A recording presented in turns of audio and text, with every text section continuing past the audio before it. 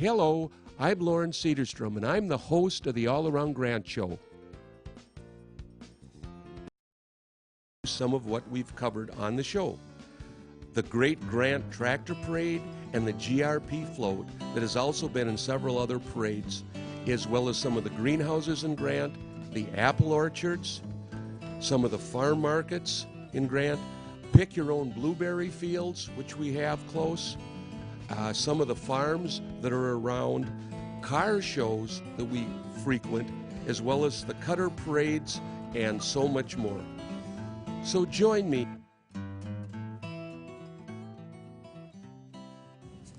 Hello, I'm Loren Sederstrom, the host of the All Around Grant Show, and I have my co-host with me today, Diana Longer, to help me out, the former mayor of Maplewood, and we're going to be discussing some issues, and we're going to go reach back into history a little bit. As some of you may know, I spent 4 years on the Grant City Council pushing for road and infrastructure repair, and one of the problems we've had is flooding.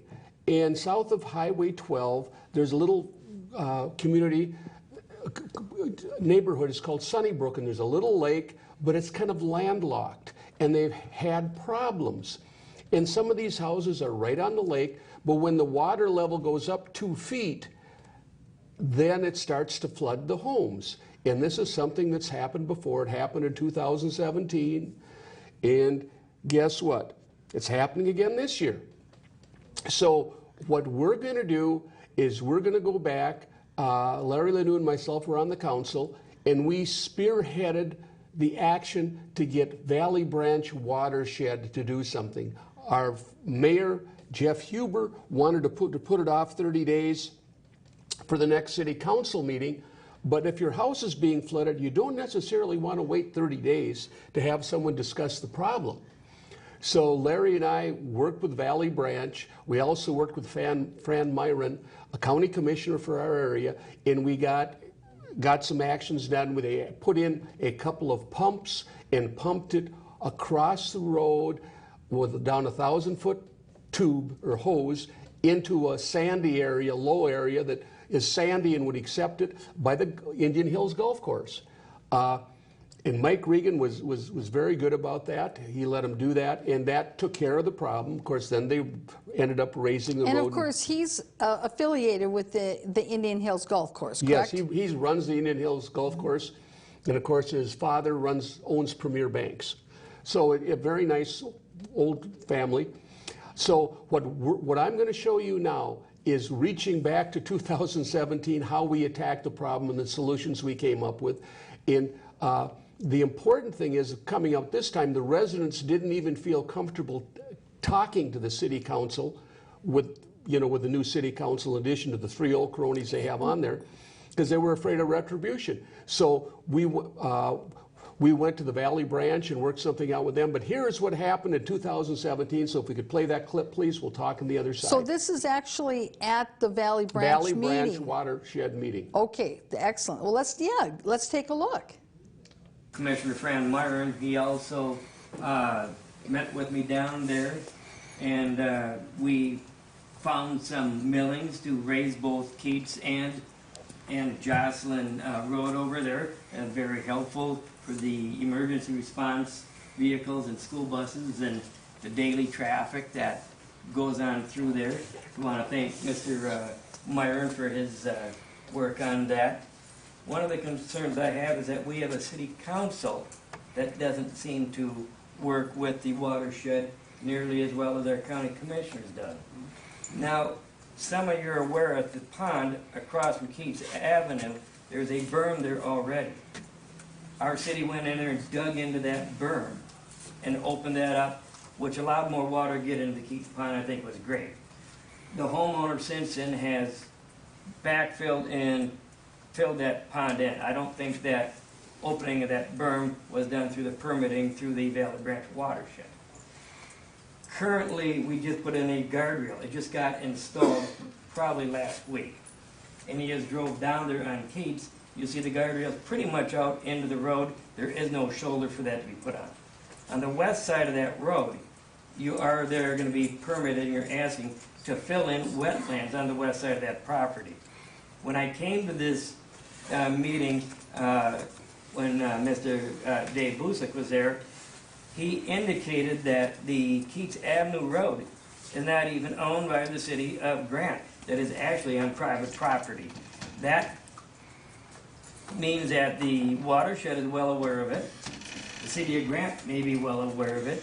And right now they want to get a permit from you right now to fill the bank on the west side. I would ask that this body withhold and give the homeowner that owns that property the opportunity to file a data request from both the county, the watershed, and the city of Grant to find out where is the established property line, when was it established, can you fill and encroach on his property, is he right to get paid, and has there been any finding of facts? Has anybody established, we can establish the center of the road, but they haven't established for that homeowner the actual property lines. So before this body issue any permits to allow that filling on the west side of the road, I'd ask that he be given the opportunity to file a data request form from these three bodies and get the information so he can assess it, turn it over to his attorney for review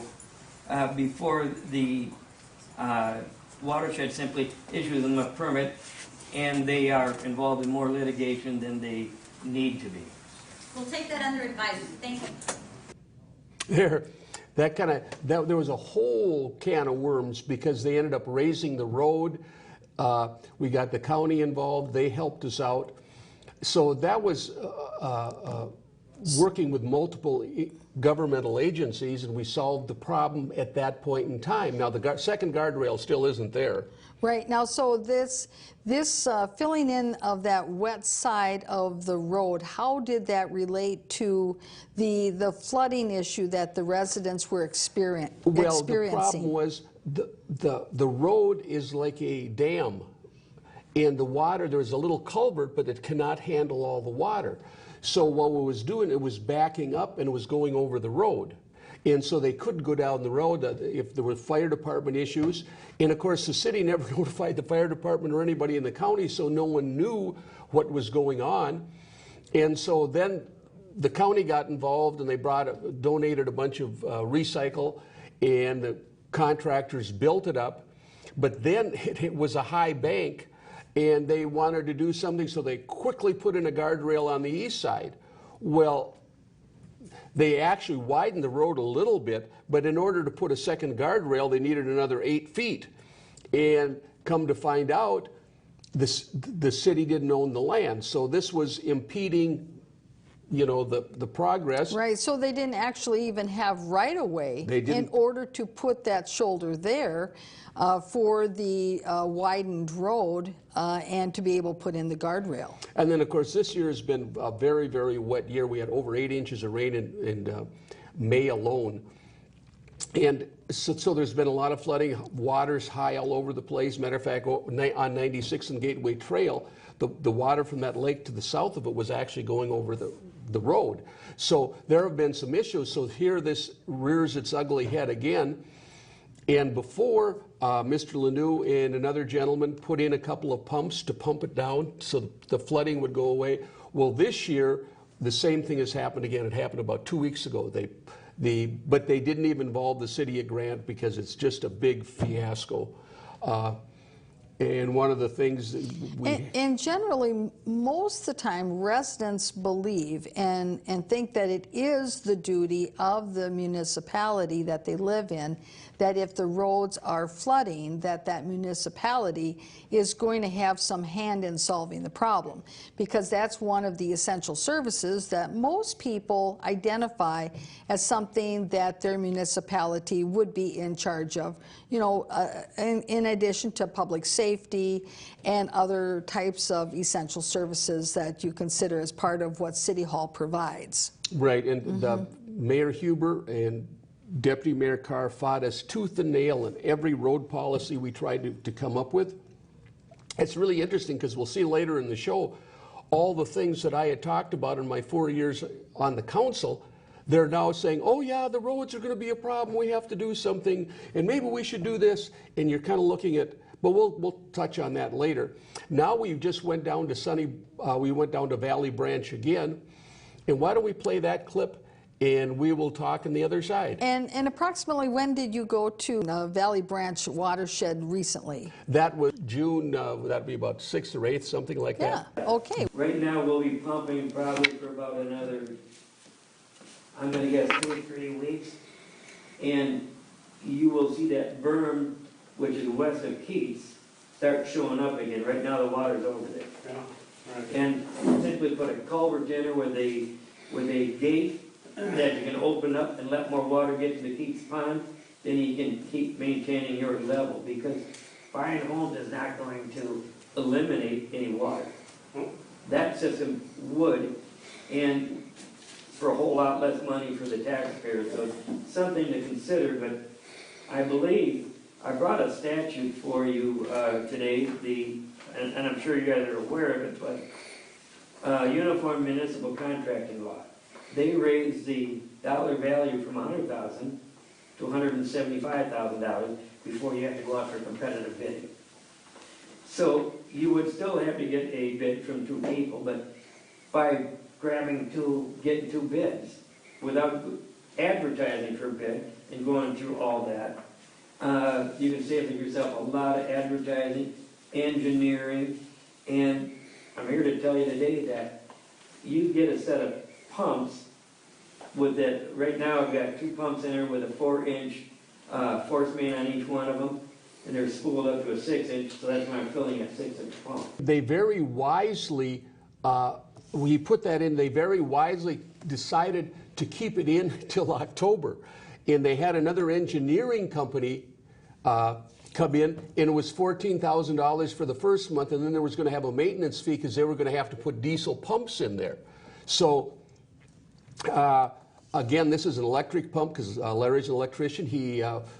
His career is he wires sewer lift stations, so he's very familiar with these types of things. Him and another gentleman went together and put it in. The city of Grant isn't even aware of what's going on. Now what they're thinking about doing is they may buy out some of the houses and make a park out of that place. That's the kind of the underground, behind the scenes situation that's going on.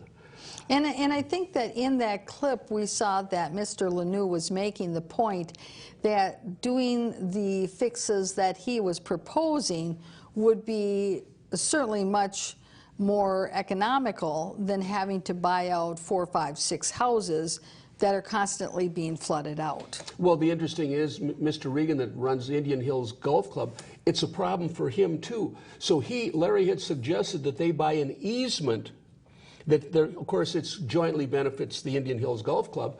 And so when this problem comes again, they have the pump set in there. It's ready to go. You just have to pull them out in the fall, put them in the spring. And I believe to solve this problem for this year, it's only $20,000. Mm-hmm.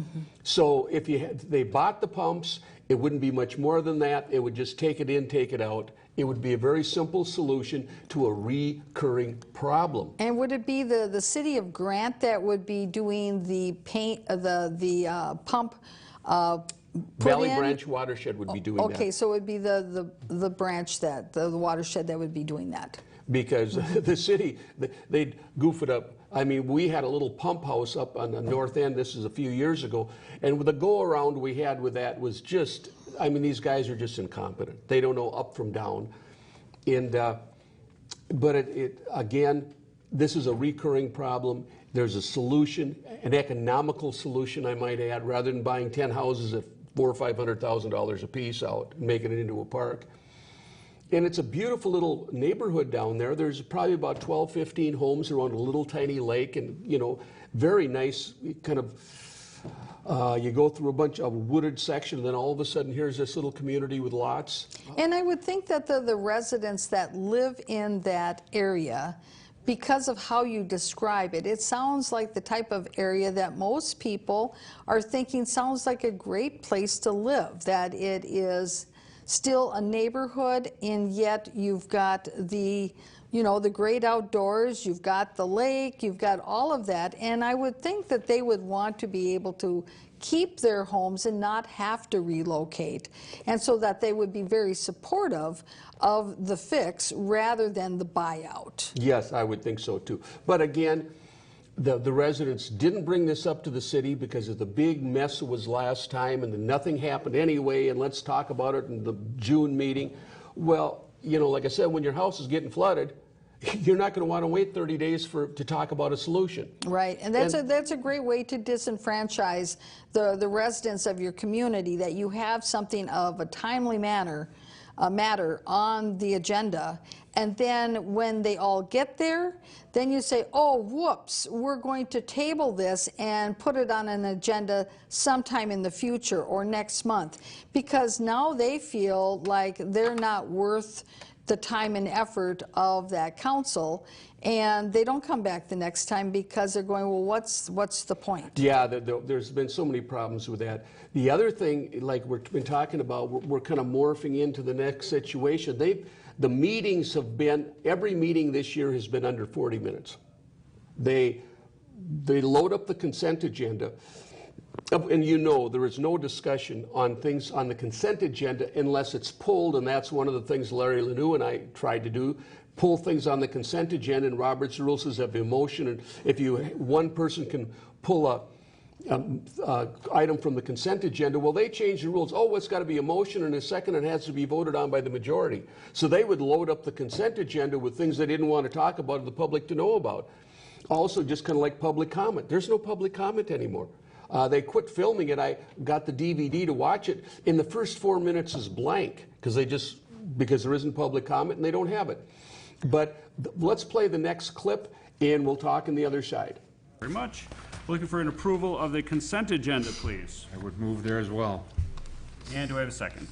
Very good. All those in favor of approval, please signify by saying aye. Aye. And those opposed. Thank you, gentlemen. We'll move. There. So You notice one member was also absent. Yes. So what strikes me is that you've got the consent agenda, and they don't even list off what the items are on the consent agenda. Now, many communities, even though they may load up the consent agenda with many items that they don't want to talk about or whatever, they at least read through what that list of consent agenda items are, so the people who are either in the audience at the council meeting or watching it over the cable cast or through the internet, that they have an understanding of what there is on that consent agenda, or that they will have the consent agenda, the words overlaid on top of the video so that you can read what is on that consent agenda. But here, we're in the dark. There could have been 20 items on that consent agenda, or there could have been one. We don't know. Well, the other interesting thing that they do is when you have a public hearing for a conditional use permit, that's at the Planning Commission. They may, and you have all the people coming to the city council meeting to comment on the conditional use permit, whether it's a solar garden or whatever else it is, and they say, no, that you missed it. It was at the public comment. Was at the Planning Commission. And sometimes they say you don't need a conditional use permit, like with that former hockey arena that they built. Well, it never ended up being a hockey arena, but it was a 100 by 300 foot building. And Mayor Carr said, well, these horse farms have big buildings. You've got 58 acres. You build whatever you want. You don't need a conditional use permit. Well, the other thing, follow up with that same philosophy, there was Roots Farm. When I was on the, right after I got off the city council, they talked about this guy bought the 45-acre farm, and he had 7 children. 3 or 4 were special needs. I kind of assumed some of them must have been adopted. And then he was going to set this farm up with 3 young ladies to be caretakers, and he was going to also bring in other mentally impaired youngsters to teach them how to weed and give them job skills. Well, the mayor then again said, oh, you don't need a conditional use permit for that. Just go ahead and do what you're going to do. They can, well, later we'll build a little arena that they can do different activities in.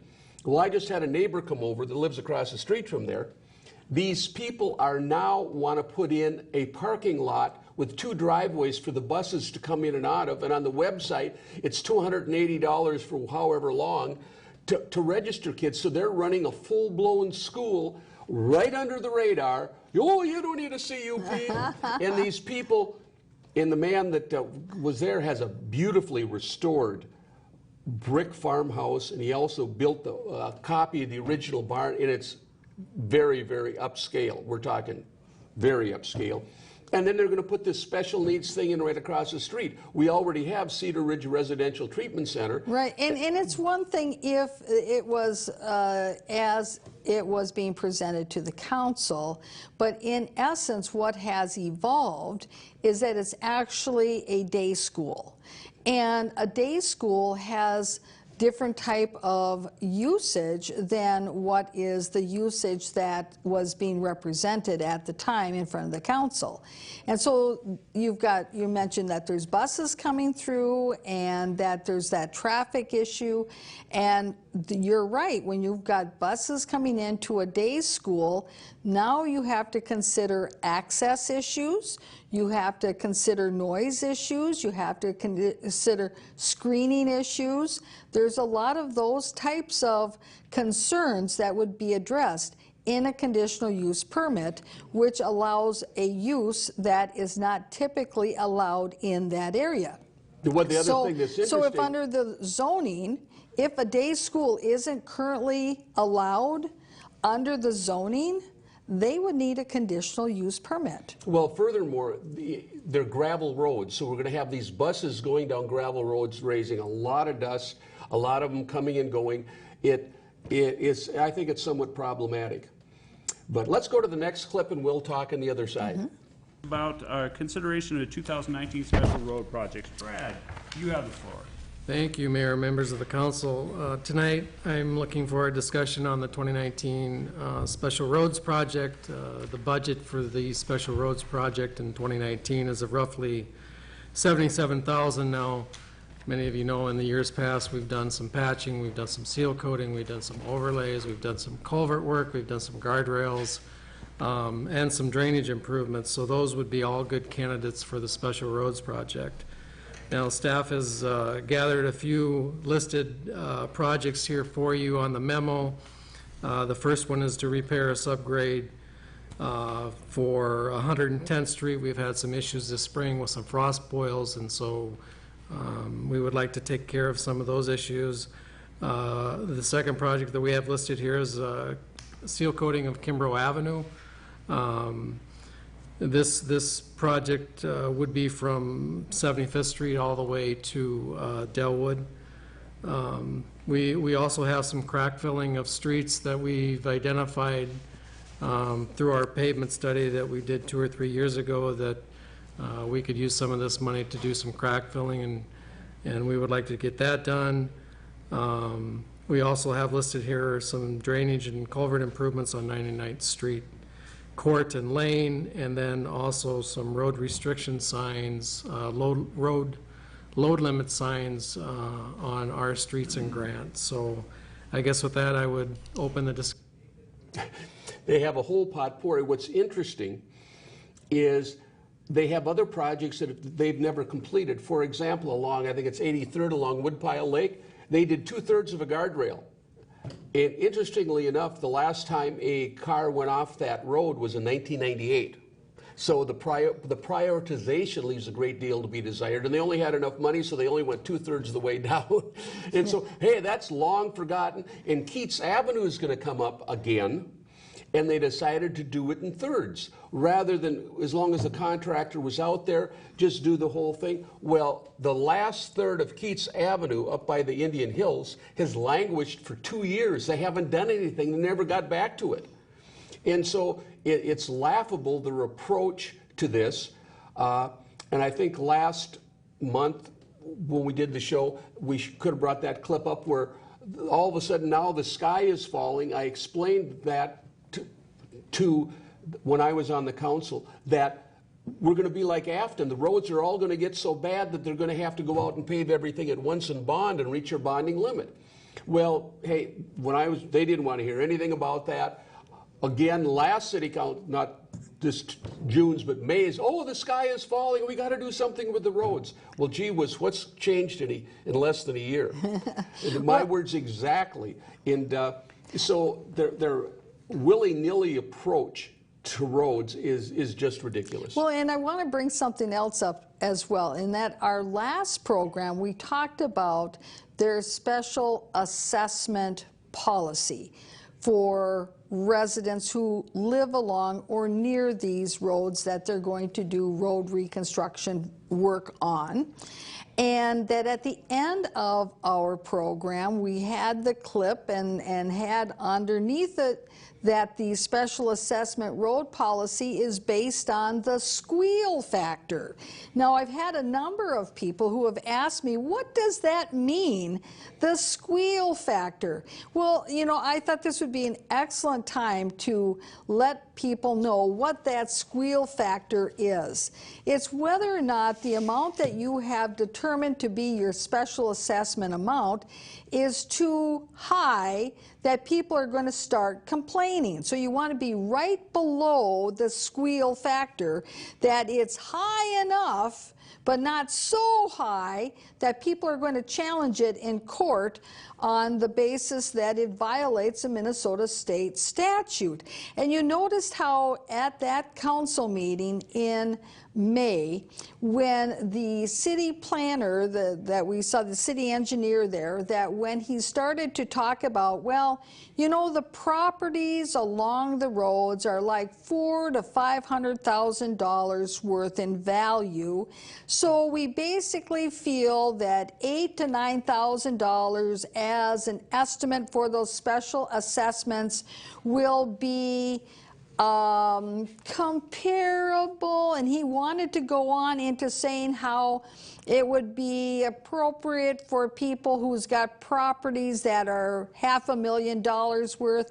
And you notice how Mayor Huber stopped him and said, okay, you've gone far enough, you've gone far enough. That's because Mayor Huber knows that that basis that the engineer was talking about is not the legitimate basis for how you set your special assessments. Special assessments can't be any higher than what that project increases your property in market value.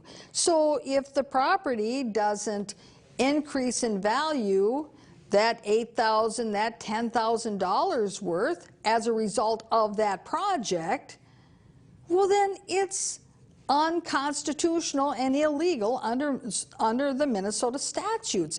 But you see, the mayor wanted to stop the engineer from saying anything more because that could have been used against them in court.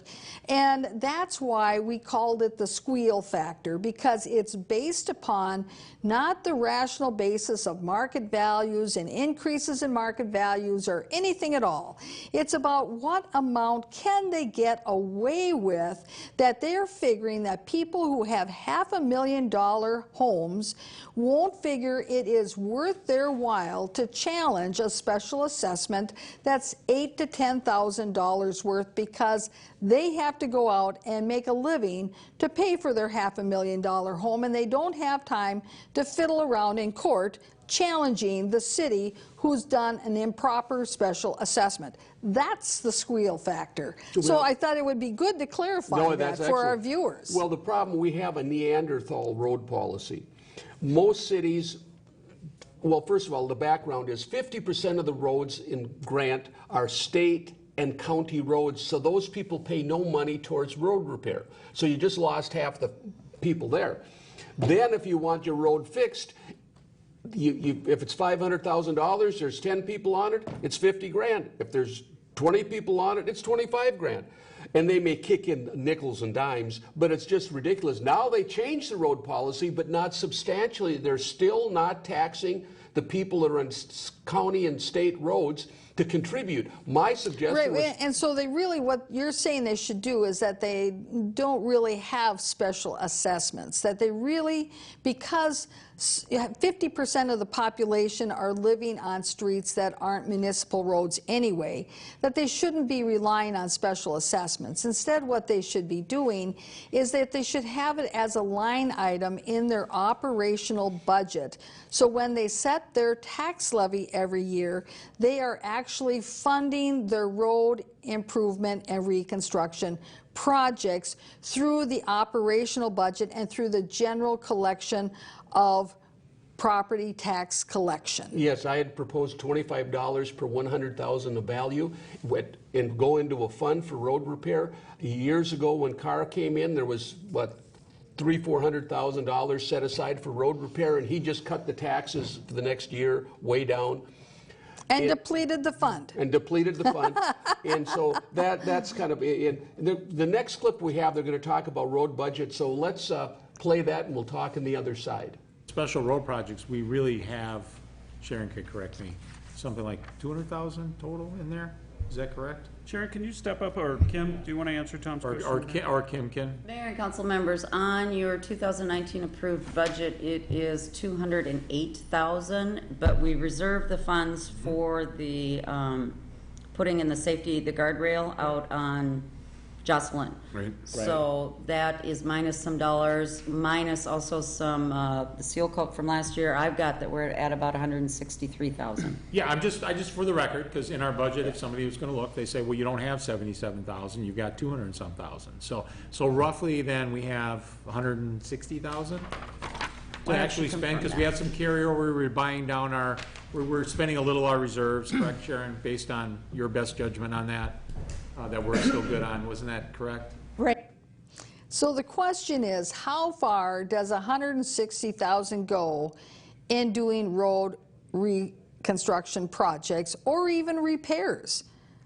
I mean, that's the real question, and that's not the question they're asking. Well, that's just it. They're just giving a lick and a promise to everything. You know, they carry stuff over. Now, there's something else that'll come out. They have a special crack fill budget, too. And the right hand doesn't know what the left hand's doing. And now, all of a sudden, they're trying to do something about the road. Oh, we're going to fill the cracks. We have a special budget. And they don't know what in the world's going on. Okay, this is the first I've ever heard of a line item in a budget for a crack filling operation. Now, so that leads me to the puzzling question of how wide does the crack have to be to qualify for the crack filling budget line item? Well, they have no standards. It's interesting, Joliet, which is a feeder for Woodland Acres in Victoria Station additions, and that's roughly 70 people in Woodland Acres, 70 homes, and there's probably 20 or 30, there's about 30 in Victoria Station. That is the road that's the main access. Well, that's been talked about for years. Well, now they're out there. It was so bad they directed the company to fill the potholes. Well, you drive down Joliet, there, in terms of the old street, there's more filling than there's more new black than there is old street. And it's just absolutely ridiculous. But now we're gonna head out and talk, we talked about Keats before. They're going to babble about why it didn't get done and the ifs, ands, and buts. So if we could play the next clip, please. And we didn't have a more serious, thank you, Sharon, more serious issue is I don't see the rest of Keats, to finish Keats.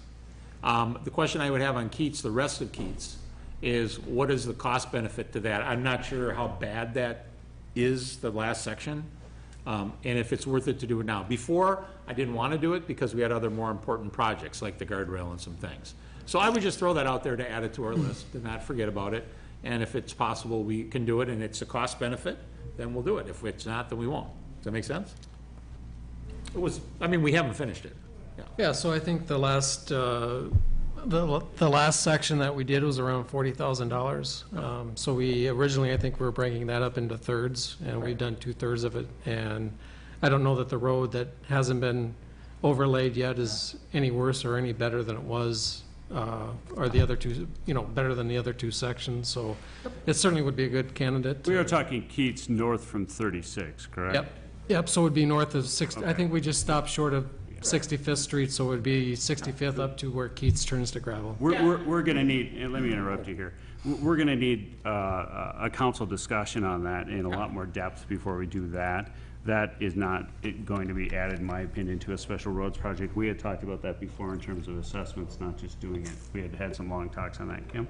Mayor and council members, and for the new council members, I will just note, there was, when the third section, when there was the potential of doing that third section, there was a lot of discussion, and from what I recall from that section, the reason the two sections were done is because they were underwater. There was water corroding those sections. The paving of Keats. Yes, and when those two sections were done, that problem was eliminated. The rest of the section does not have that water issue. Oh, okay, just good memory. Yeah. I It didn't also, remember. it also, yeah, that was under the rubric of a special roads project, the same way that Jamaica Avenue North would be, or South would be, coming down the hill, as everyone knows, as you come down the hill to 75th, we were having a number of washout issues there. So the water was accelerating, washing out the gravel there quite badly at the bottom, and was making it quite hazardous. So that was considered a special roads project in order to, just like a guardrail.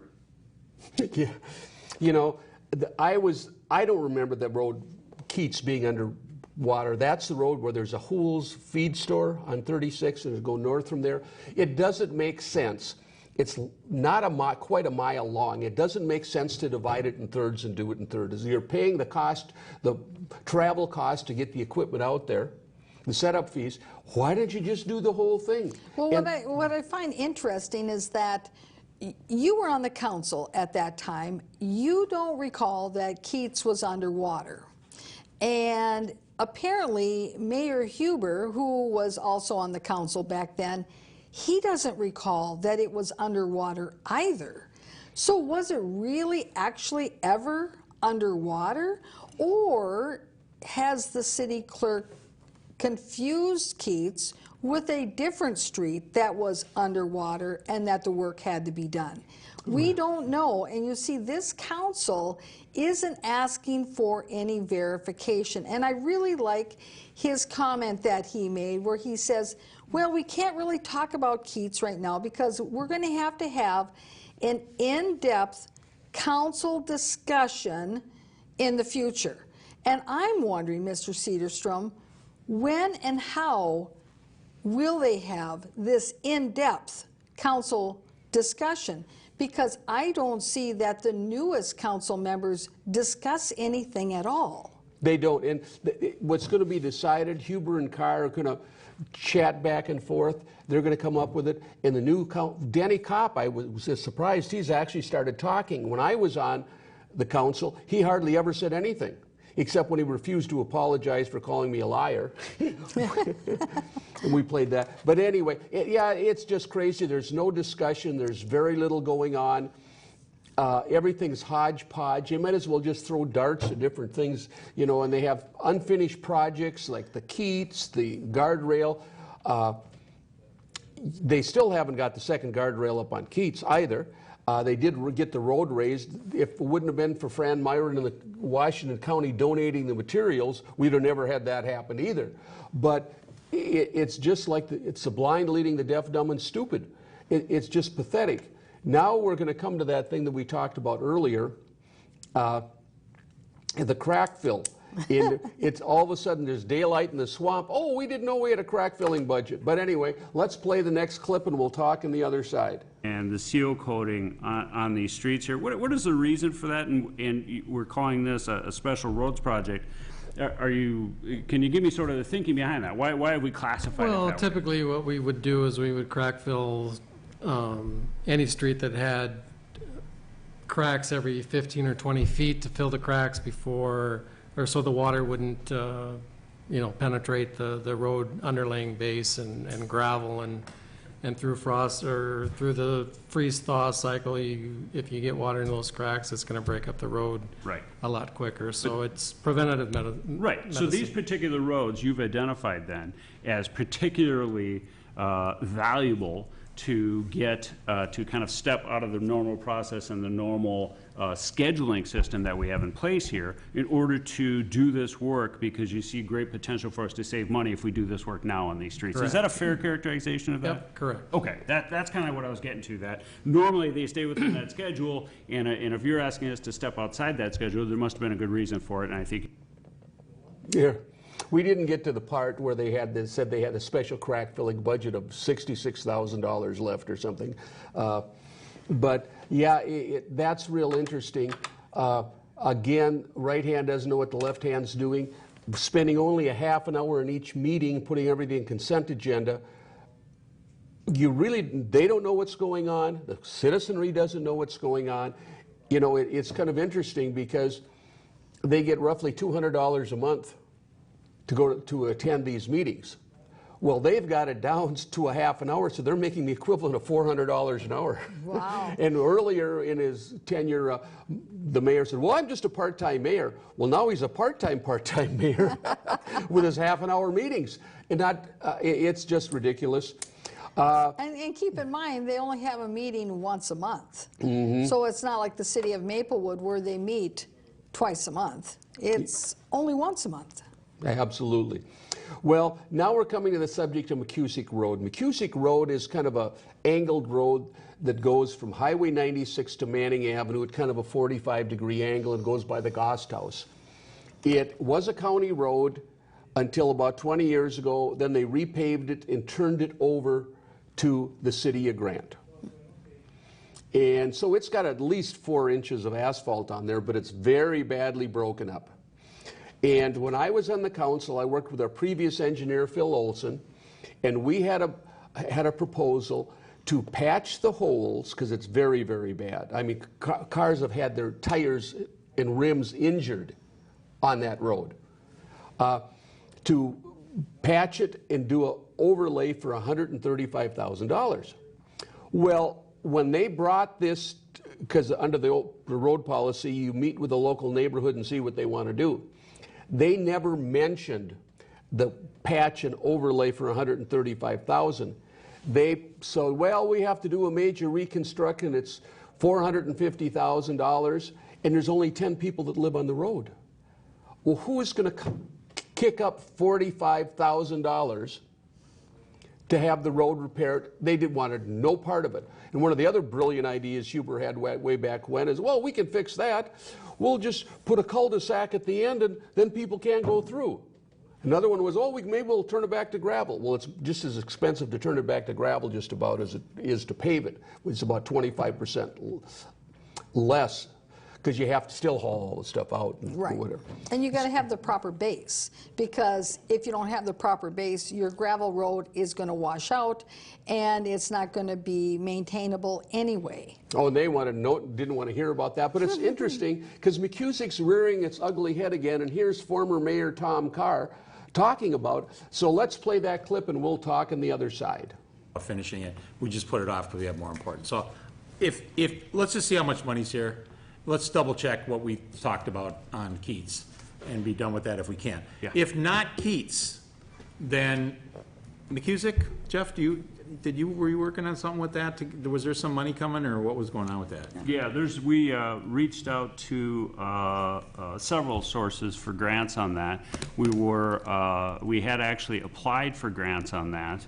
Unfortunately did not get grants on that. I know that the neighbors on McCusick have absolutely no interest and have expressed that multiple times in being part of a road improvement project on that one. So not sure. That's something we can certainly bring up in our budgeting process that we get into in August. But at this point, I'd kind of like to get the staff investigating these so we can get a cost on these. No, I understand that, but what Yeah. I'm trying to get at and to look at forward thinking, depending on what that cost is, as long as we have some council time and we can talk about it, I'd like to find out what the council thinks on these other projects if we have extra money. I'm not a fan of letting it sit in the bank if we can put it on the streets. So that's my thought. And one other thing before, if I could, I know the neighbors aren't interested in doing anything, but that road's costing us quite a bit to patch and keep patching and keep patching. So if we have extra money and we don't have another way to spend it, which is fine, then, and if we're not gonna do Keats, I'd say we come in from each end and at least do some grading or some overlaying on a couple of these, you know, start on the ends and just go as far as we can to do some overlaying or the middle, just on the worst parts of that road to keep our pothole patching costs down if we have extra money. That's all. What's interesting is my proposal was $135,000 to do the whole road. They're spending $30,000 a year just patching. It's all patches, just like Joliet currently is. There is not, you cannot go 10 feet without seeing a patch somewhere on the road. I mean, it looks like it's polka dotted, honest to goodness. And McCusick's the same thing, and now they're worrying about it after the fact, and the idea that I had was no good and I could have done it economically. I mean, that overlay would have lasted 10 years. So if and your idea, you actually came to by doing that extra research and reaching out to the right people that you needed to reach out to, and you actually got estimates. So it wasn't just some number that you pulled out of your hat somewhere. I worked with the engineer, you're right. And he has since left. He went, I'm not sure which municipality he went to, but he's a full-time engineer for someone in the metropolitan area. But I understand that you went back into your archives. Yes, and I had pulled out a couple clips. Yes, I do. Okay, well, tell our viewers a little bit about the history behind these clips, because they're about McCusick Road too, aren't they? Yes, they are. And of course, Larry Lanou was saying, well, why don't we spend a little bit more money and just have a whole rebuild? And it's probably, 3 times as much to do a complete rebuild as it is to do a patch and overlay. And they just patch the bad points, you know, and if they patch them properly, they put hot tar down liquid, and then they put the hot and roll it. Then when they get the whole thing smoothed out, they take and put a complete, 3 inches compacted to 2 or 2.5 inches down through the whole thing. And as long as, in a couple of years you do a seal coat, and it's good for 10 to 15 years. There's currently a patch in front of the mayor's and deputy mayor's house that is approximately 12 years old. That's the only stretch in that road, and it's just one half, the east lane, that does not have a chip in it. But we're going to listen to Larry Lanou talking about McCusick and how much it costs to fix. And what year is this? This is probably, 2016. Okay. Heard you right, you said we're gonna do a mill and overlay on this. We're not doing a mill, Larry, I may have misstated that. We're gonna be just doing a overlay on top of the existing pavement. Now there's a pot and patch, and then you're gonna pothole and patch whatever we have, and then do an overlay. We are, yeah, so we would be putting down the sealant before we do the overlay, which is a little different than what we've been doing on Keats. What that sealing will do is hopefully bind Bind it to the bind it existing. together so that the cracks don't reflect sooner than later. No, I mean, my question was because I heard you say milling, at least if my hearing is still good. And then I started looking at some of the core samples on the existing road, and they're 2 inches. Yeah, and that's, And you couldn't do a mill, you can't do a mill on a 2-inch road. you would have to do. You tear it up, You'd you'd have to do totally reconstruct. You'd have to do a full depth mill, and we talked about that at the neighborhood meeting, Councilmember Lanou, that the pavement cores that we did take would not be Would not allow that. Would not support a mill and overlay project. We talked about doing a full depth mill of the pavement. I think the additional cost of $10,000 or $11,000 kind of pushed people towards this. So to do a complete mill and overlay, or a total reconstruction, about a $10,000 or $11,000 difference. Well, no, if we were Total to reconstruction. if we were to do a total, say, Reconstruct. reclaim project, Yes. that's more in the ballpark of about $90,000 to $100,000. But what we're talking about is just going over the top of the existing pavement layer.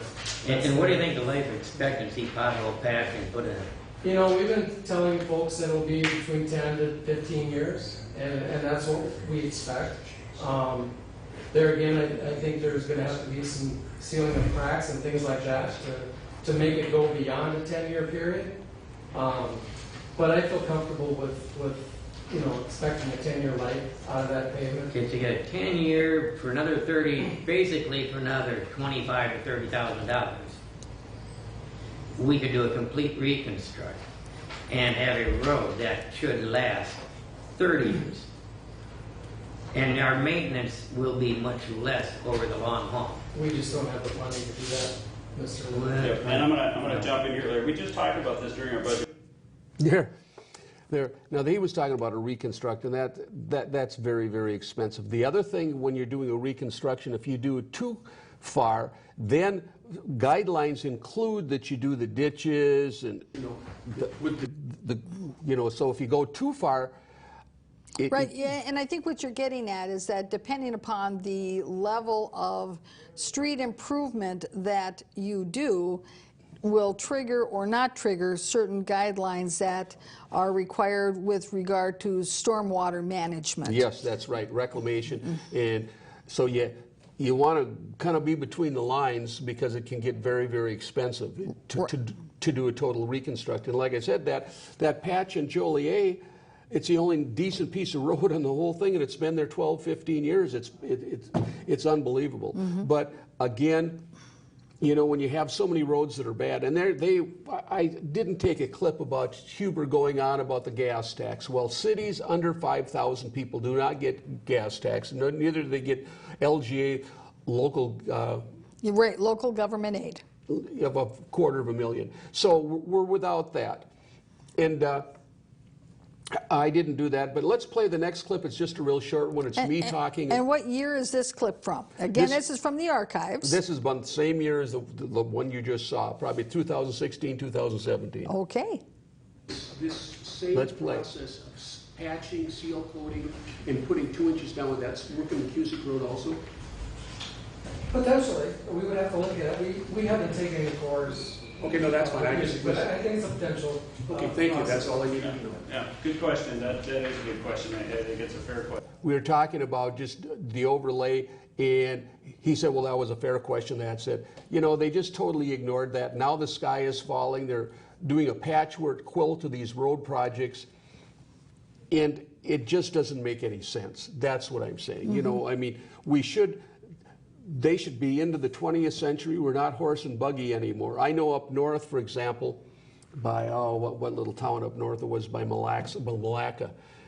Out in the township, they would pay citizens, if you'd go out and grade the road with your drag and your tractor, they'd give you so many dollars. Well, we're past that. We're in the 21st century. And I think the other point to be made here, too, is that by showing those clips from your archive, it demonstrates that this issue is not like a newfound issue that the new council can say, oh gosh, we didn't know that this has been sprung upon us.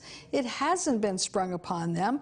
This has been an ongoing discussion for 3-4 years at least. Well, and it's probably been 10 years. Right, and it's only now that they feel like they want to take the good ideas that you brought to the table, and now they want to claim them as their own. And that, in essence, is what they're doing without giving any credit to the fact that they're the ones who were dragging their feet all along. Well, they changed the road policy. We did a whole show on that, and what they're sneakily doing is now the mayor and deputy mayor have to cough up the money for the big road construction. They don't want to have to pay for it. Because they are on one of those projects slated to be completed for road improvement. That's right. And so, and if they went into were current, they would just assess $25 per 100,000, and every person in the city would pay into it, the people on county roads and state roads as well as everyone else, and then all the roads could be rotationally upgraded. They already have a rating system. They know where the worst roads are. All they have to do then is develop a fund, and this is the budget. We have $500,000 to work on roads this year. In a matter of 10 years, everything would be up to snuff. Right, and approve the schedule, the scheduling of the phasing of the repairs. So it's just crazy. In the half-an-hour sessions, they're not getting anything done. You know, Well, stuff's going on. that's why I brought up that question. I mean, we heard now in another clip too, where he talks about they're going to have this in-depth council discussion, and that, of course, then begs that question: if you're having council meetings that are only lasting 30 to 40 minutes, when are you expecting that you're going to have the in-depth council discussions? Because the time for that was right then, when they had the material in their packet. That was the time for that in-depth discussion. Is it going to be next month, next year, in the back room? When and where will that in-depth council discussion be? Well, they operate by the mushroom syndrome. They keep everybody in the dark and feed them manure. And probably violate the open meeting law because they're having their discussions outside of public meetings. Which I am in court for July 12th, and that's going to be a whole other story next month. Right, and it's not against you, though. No, it's not against me. We did a violation of open meeting lawsuit, and 3 out of the 4, or 1 out of the 4 things were upheld. It was supposed to go to trial, and the new judge totally turned it around. So it's going to be real interesting because we have a Supreme Court decision that backs our case. Right. But anyway, the last thing is somewhat humorous. Let me set you up for this. At the end of the meeting, Mayor Huber went off on a diatribe. Oh, we're not getting LGA and all the gas tax, and we're not getting a dime, so we have to get up to 5,000 people. So what we have to do is maybe we'll put it in the newsletter to make sure everybody is counted and let everybody know. And here, we'll play this last clip, and you'll see what his response is to this. You'll find it humorous. Dig up or pull out from that? Those are great questions, Danny. We've explored those, and that was my point about saying, look, we don't get this information. No one here is going to see this information. It goes to the federal government. I don't care if you have 3 people living in your attic, as long as they're not tied up in your attic. I mean, you need to report these folks so that we can get to 5,000 if at all possible. And I'm pleading with you, do this, because we don't know about it. Now, to Denny's very good. So in other words, if you're hiding people in your attic in the city of Grant, report them in the census because it's important so we can get our gas tax money. And he just doesn't want them to be tied up, though. yeah. That is, again, this is just crazy. If there would be such a term of lack of transparency, you look it up in the dictionary, there'd be a picture of Huber and Carr, because all this stuff just magically appears. It's never discussed. They have an ordinance that comes up. They basically tell the engineer and the planner to do whatever. The planner wasn't even there last time. So it's just kind of a joke. They tell people they don't need CUPs when they do.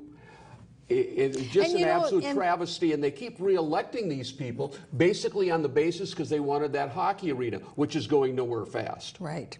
Well, and just in our last half a second here, I want to mention that when you don't require people to have conditional use permits, CUPs, when they should have CUPs, it actually sets a poor precedent for that municipality, because then when other people come to the community and they want to do similar uses of their property, they will simply point to all the other times that the municipality didn't require those properties to have a CUP, even though the requirement was on the books. And so it's not a good situation. I would agree. Well, thank you very much.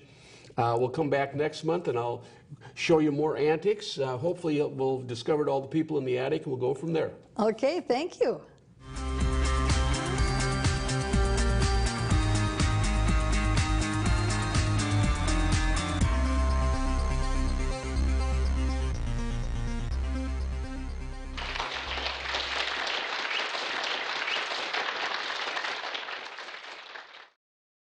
And that was my point about saying, look, we don't get this information. No one here is going to see this information. It goes to the federal government. I don't care if you have 3 people living in your attic, as long as they're not tied up in your attic. I mean,